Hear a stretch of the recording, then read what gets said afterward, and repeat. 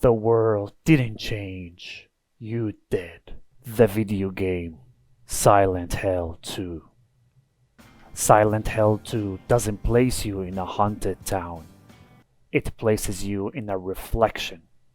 The fog isn't weather. The monsters aren't invaders. They are externalizations. What makes this disturbing isn't the horror you encounter. It's realizing the horror is you. The environment doesn't generate threats randomly.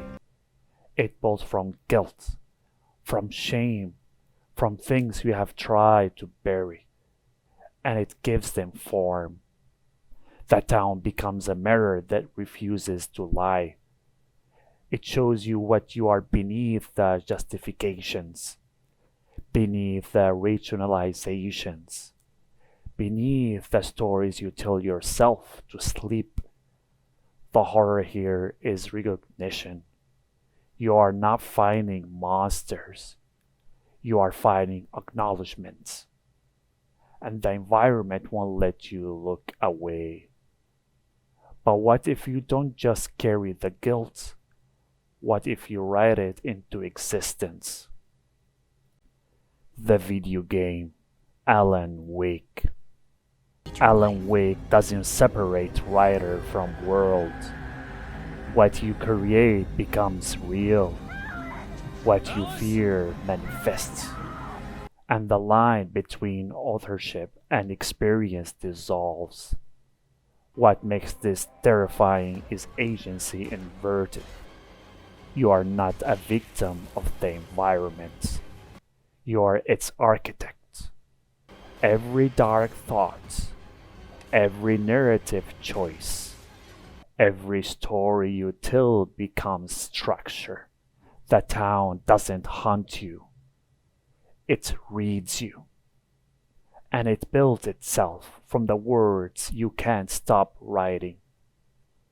The horror here is creative responsibility. Your imagination isn't escape, it's construction. And once you have written something into the world, you can't unwrite it. You have to survive it. But what if the environment doesn't reflect abstract guilt? What if it reflects something deeper? The movie, The Babadook. The Babadook doesn't invade a house. It emerges from it. The entity isn't external. It's grief that refuses to stay metaphorical. What makes this disturbing is its specificity. The Babadook doesn't haunt everyone. It haunts someone who cannot process loss. Someone who buried it, denied it, tried to function around it. And the environment responds. Shadows deepen. Sounds amplify. Objects move. Not because the house is possessed, but because unresolved grief disturbs perception. The horror here is psychological made physical. The entity isn't separate from the person experiencing it. It's what happens when internal pain becomes environmental and suppression turns into manifestation. And the only way to survive isn't to destroy it. It's to integrate it. But what if reality itself starts to fracture? The movie Jacob's Ladder. Jacob's Ladder doesn't show you hell. It shows you dissolution. Reality doesn't break cleanly. It fractures. Moments blur. Timelines overlap. The familiar becomes unrecognizable. And you cannot tell if the world is changing or if you are. What makes this unbearable is uncertainty. The environment shifts constantly. It's not random. It's responsive. Every time you try to ground yourself, the world adjusts. Every time you find stability, it erodes. The horror here is perceptual collapse. You are not in a nightmare. You are in the process of becoming one. And the environment isn't punishing you.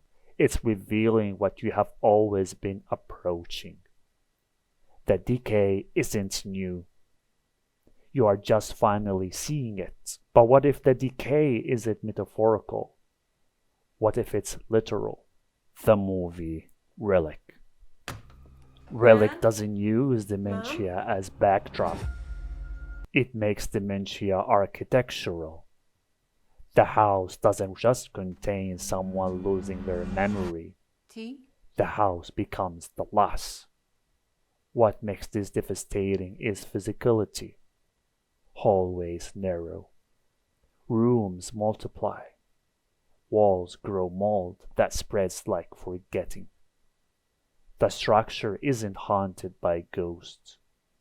It's haunted by erosion, by the slow disappearance of coherence.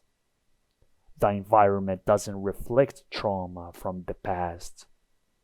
It reflects disintegration in the present. Memory doesn't just fade, it ruts. And the ruts become space. The horror here is biological made special. You are not watching someone decline. You are walking through their decline. And the house ensures you cannot escape it. But what if internal guilt becomes so overwhelming it rewrites reality entirely? The movie Saint Maud. Saint Maud doesn't separate faith from delusion.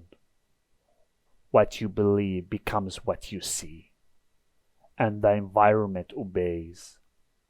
What makes this disturbing isn't convection. The world doesn't just reflect guilt. It transforms under the weight of it. Divine visions, sacred purpose, holy suffering. But none of it external. It's all projection. The environment becomes a stage for internal judgment. Every interaction, every space, every moment filtered through guilt so deep it creates its own theology. The horror here is totality. You are not haunted by one thing. You are haunted by your entire framework for understanding reality. And the environment doesn't correct you. It confirms you. Until the only world that exists is the one your guilt created. And there's no way out. Because you cannot escape a present you believe is salvation. Which of these do you think is more terrifying? An environment that reflects your guilt, or the one that refuses to let you escape it?